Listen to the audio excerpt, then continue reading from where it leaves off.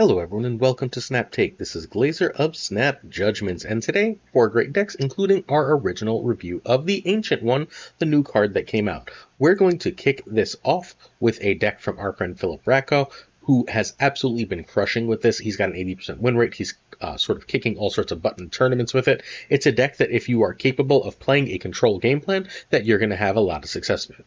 This one is from Philly. He wins a lot of the tournaments we host on my server, which if you don't know, our server is the Snap Judgments League, where we host an absolute ton of Marvel Snap tournaments, and Philly is generally one of the people who competes at the top end of those tournaments, and they have a lot of top players in them. We're talking Sizer competes sometimes, No Lux Given competes, Cougar, so on and so forth.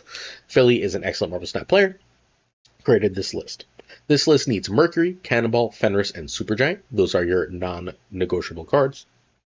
Cersei's replacements are unfortunately high series stuff. I like Hellion and Legion in those spots. Copycat can be Red Guardian, Gladiator, kind of whatever you would like it to be. Philly is very, very partial to Copycat and tries to stick it in everything.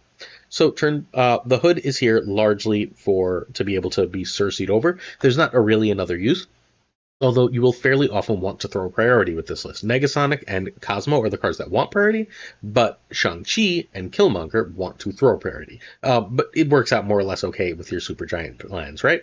So the hood gives you this opportunity to be able to transform it into a 2, and it's just an extra solid card.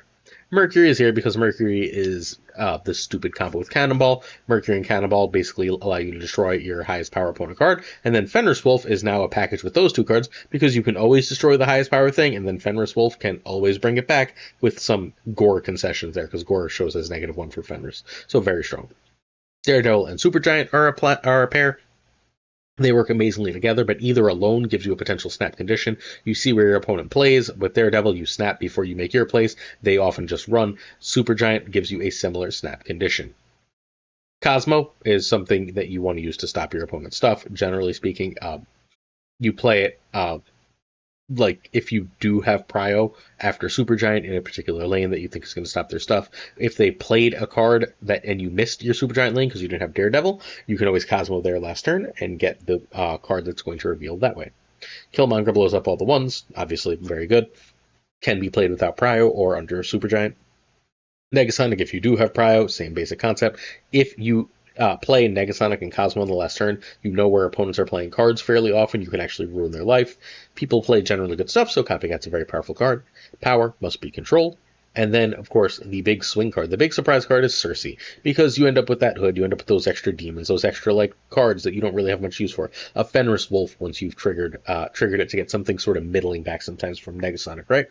You turn all these little cards into bigger cards, and it turns out 4 cost is a really, really safe spot. For Cersei, there's not really many 4s that you hate to hit. So Philly has an 80% win rate with this, and again is rocking in some tournaments. Also, if you've ever seen our shorts, all of the video from the shorts and the editing is Philly, but he either takes the video from my streams or plays some games himself and uses my voiceover on it. So you've seen a bunch of Philly's gameplay if you watch the shorts here on the channel.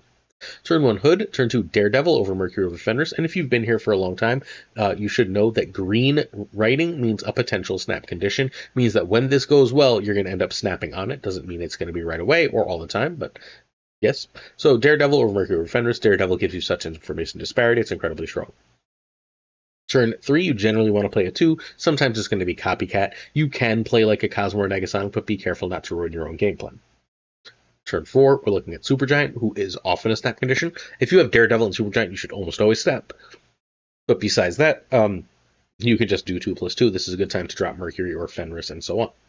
Turn 5, we want wherever Daredevil tells you to play. Usually we're hiding a control card or using a control card. Shang, Monger, Cosmo, Negasonic.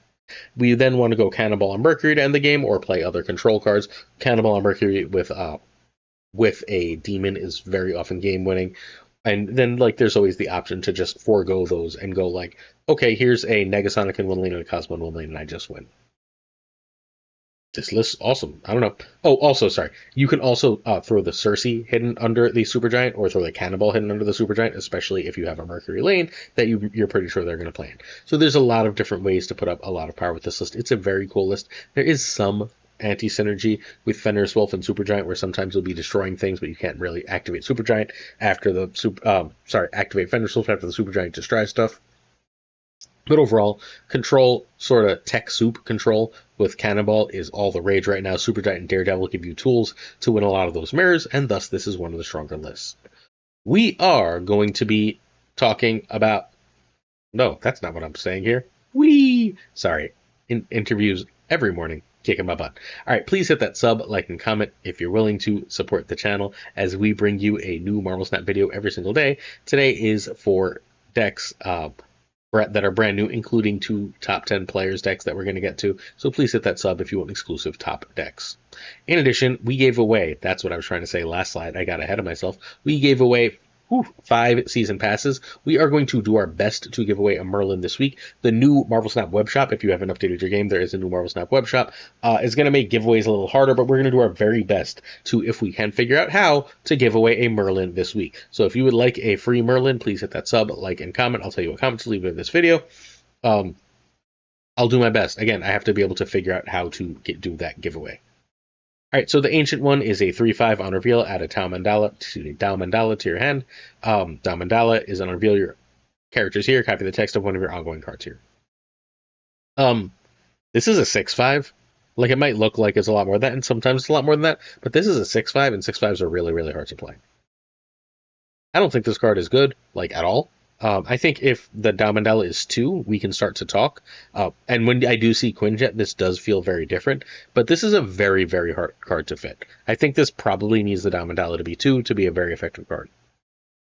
Someone said on Roram Stream that the Tau was talk to me after the OTA, and that seems like a really good place to go with this. I don't think this is a good card. I think this is generally a skip. However, if you do want to play it, the person who just won Golden Gauntlet 2 is Worm, our good friend, who created what I think is right now the best Ancient One list because it has multiple targets. It's a new archetype. This is fundamentally a new archetype where it's, well, we're close enough to a new archetype where it's going Moon Girl, Victoria Hand shenanigans with just a bunch of ongoing cards because getting double all these ongoing cards is very strong. Part of the funk here, though, is the Ancient One means that you need some non-on reveals. You need cards like Maria Hill and Nico and Kate and Frigga, so on, because when you do play the Tau, you need to be able to copy the spells. So there is a little bit of a push or pull here, but this did feel very strong. You can find Roram at Twitch.tv/Roram Plays. He again won the most recent Golden Gauntlet tournament. If you've been running into that Arishem Thanos deck everywhere, that's our friend Roram. This deck also needs Moonstone, Goliath, Victoria Hand, and US Agent. Kate can be a Mirage or Sentry, or Sentinel, excuse me. Frigga or Ancient One can be Makari because hand space matters. And Carter can be Speed or Captain America. Alright, so Maria Hill generates a card. What it does here, it's nothing fancy. Generated cards that cost 2 are good because you have Quinjet.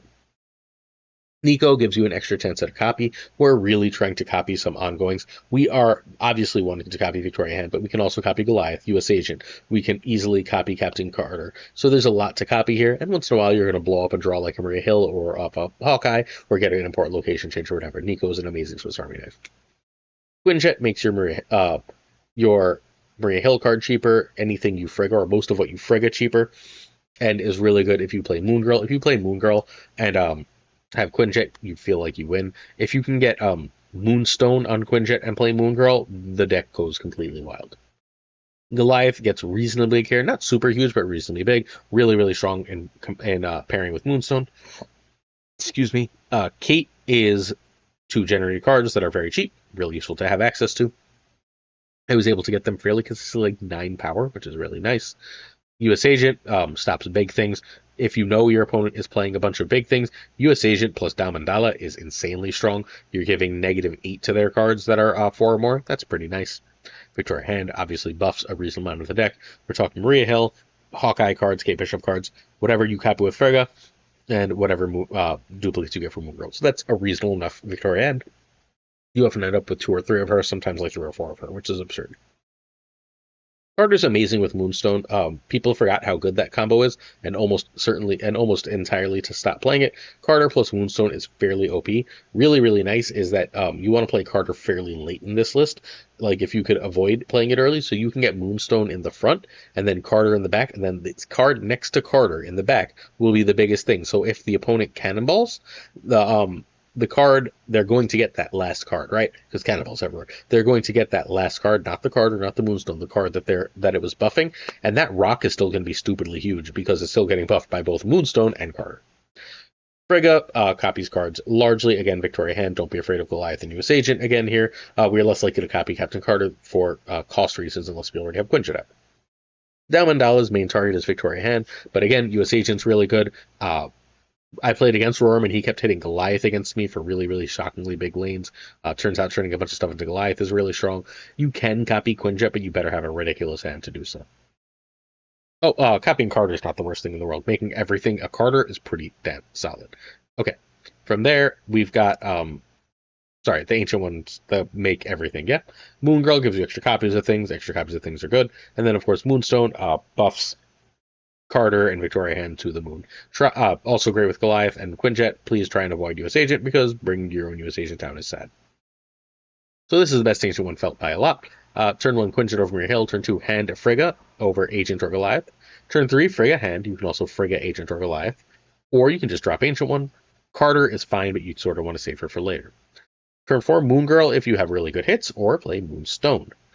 Turn 5, generate cards. If not, you can Moon Girl. Start putting stuff under Moonstone here is a really good thing. And this is your last chance to play Victoria Hand and Frigga together, and your last chance to play Ancient one. And get a use out of the doubt. Turn 6, play stuff that gets big. This is a very cool and powerful list. I think you should try it if you get Ancient one.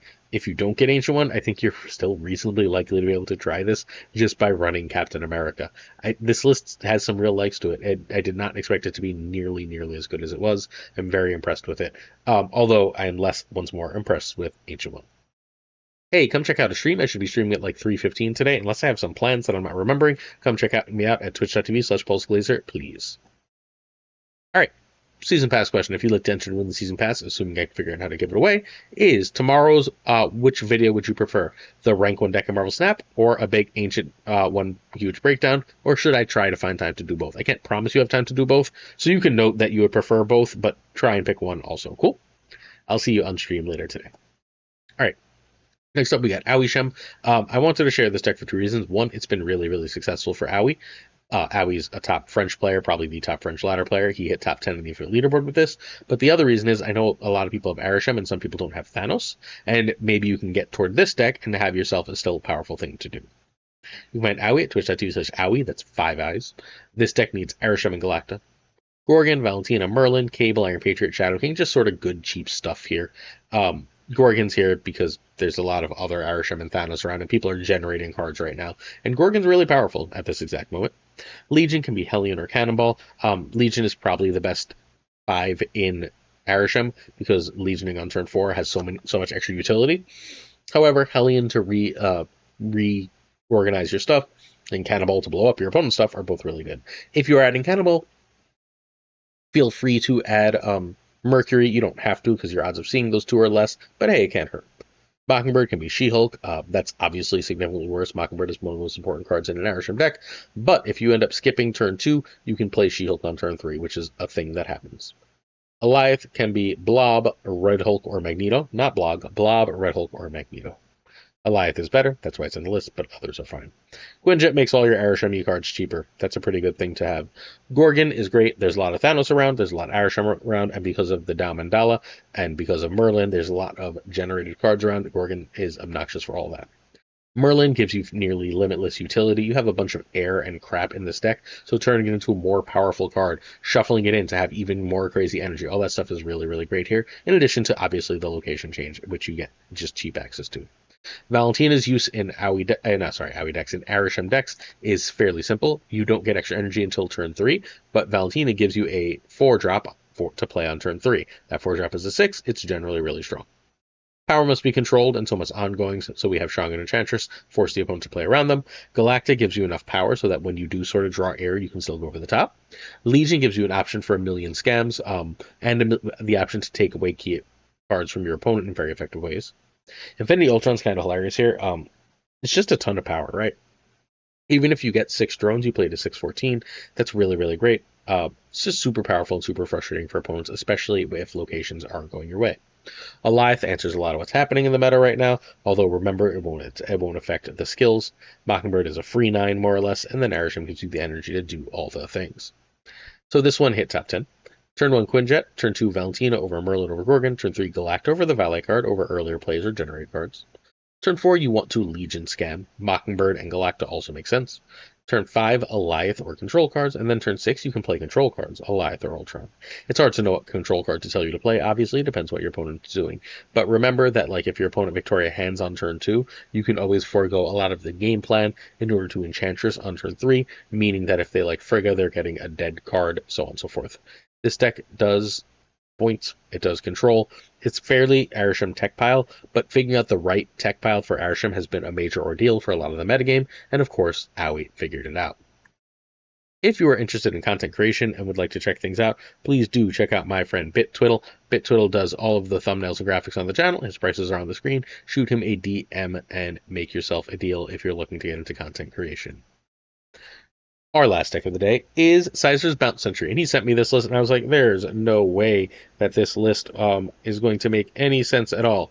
Turns out, it makes way more sense than one would think. Sizer ended up with a 60% win rate, which is, a little cheating because it's Sizer, but this list has a lot of ways to put out a lot of power that opponents can't really deal with.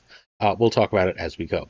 You can find Sizer, who has been 7 times the number 1 ranked player in the different leaderboard and 5 times the number 2 ranked player in the different leaderboard at Sizer2654. He's unbelievably good at Marvel Snap. I just got a bunch of message. Sorry.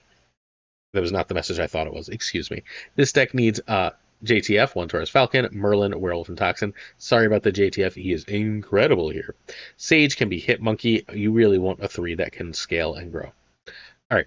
So Hood is here. Hood and Sentry are like, you're like, what? Why would I want these if I'm not running Annihilus? Well, your goal is to hit them with the Merlin spell that turns them into more expensive cards. Turning Sentry's card into a 5 is amazingly powerful. Turning the Hood into a 5 or using it to give yourself 2 extra energy is amazingly powerful. That's really great.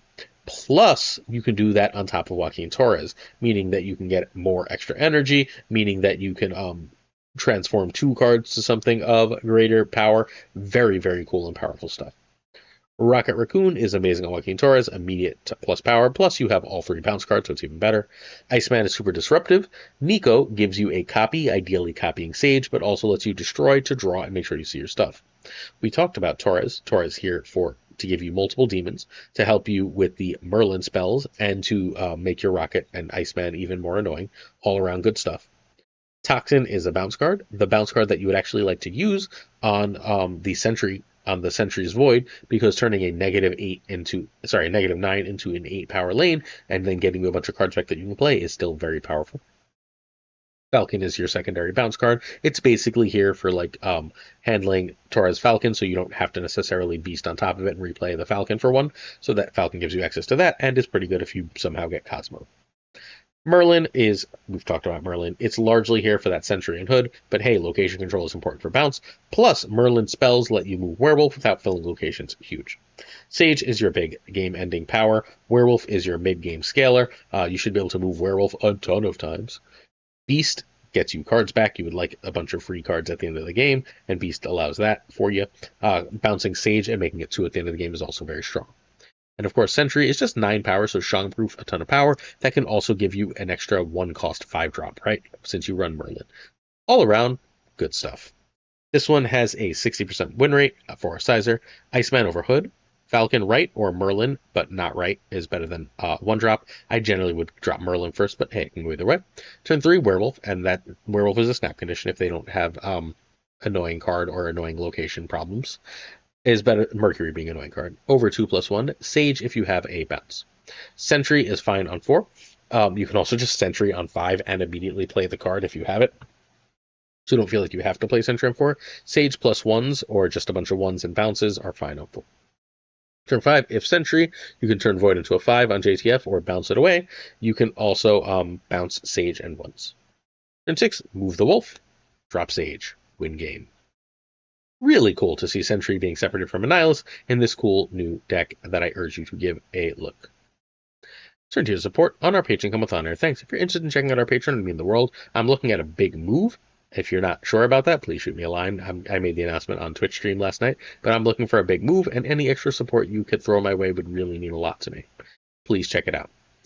Sir, our patron of the month is Bricks2Click. I'd also like to say thank you to Abigail Giesland, Mandatory Burnout, Irregardless, LAB Inc., I Am Frostman, Jota Nevarete, Thinking Poker, Prime Brian, Ryan Burke, and Ryan Woodsnap, Renwrench, Kier Lee, Koirei, Kazushi, Archangel 3K, Black Dahlia, Pyrofrost, The Goat Seeker, Code, Hallowed, Only Fox, Synth, Bad Nick, Absolute Shannon, Nightmare, Dirty Casual, Mr. Kerfuffle, Cables, Ginger Prime, Philly, we talked about Philly earlier, Haplo, Kenny Loggins of The Danger Zone, The Bizza, Black Deep is 23, Extras V and Skippy G, Rhyming Friends, Jessica Gamble, Subjust, Mr. Slush Death, The King of Bros Pro, The Great Kazoo, Werewolf, Gibbs, Hoda, Lunar Chris, Clam, Colonel Forbin, Rob Subman, David G. Wingfield, Steven, Brian Kaufman, Tristan, Martin, Jason B., Mr. Craig Sterry, special guest Matt V., and now joined by Corey, Real Name Town, Corin, John Q, and Jim McHugh. Q-Town, Yes Stout, 8 Sage, 1 Big Mad, Milkman for Reels, Cactus Jack, No Dude Love here, Reader, BG, Yo Marco, Quid Pro Joe, thanks for chatting earlier, Snap Decisions Joe, check out that podcast, DeCarlo220, hitting numbers on that Twitch, Models Not Supreme, Bickety Boom Bop, who's crushing it in the Snap Judgments League at this appointment, Green Goblin, Unibot V2 is on YouTube. Flan56, The Phasing Up, Spectrumix, Hoot, Ocularis, Matt H. We need DJ Mike Hijinks, no frickin' flex. Nick, the Greek Geek, who's editing something for me right now, hopefully. Toxic Soul King, Zodrex74. Some great YouTubers right there. King of Canada, JJ, speaking of great YouTubers, Deadman Falcon. Oh, sorry, those are Twitchers. Deadman is the YouTuber. My bad. Thor Newman, check him out on Twitch and YouTube. Jonesy Snapped is just on YouTube, but his YouTube is awesome. Two ties for the 4th of July. The great Lauren Redebs, who has so much to celebrate right now. We love. The Pirate King Tucker, who has so much to celebrate right now in different ways. We love piracy. And of course, Gunny T, where the T stands for, not question of the day. The T stands for I'll see you tomorrow for some more Snap Take. We got lots to do, so I'll see you for some videos. Peace.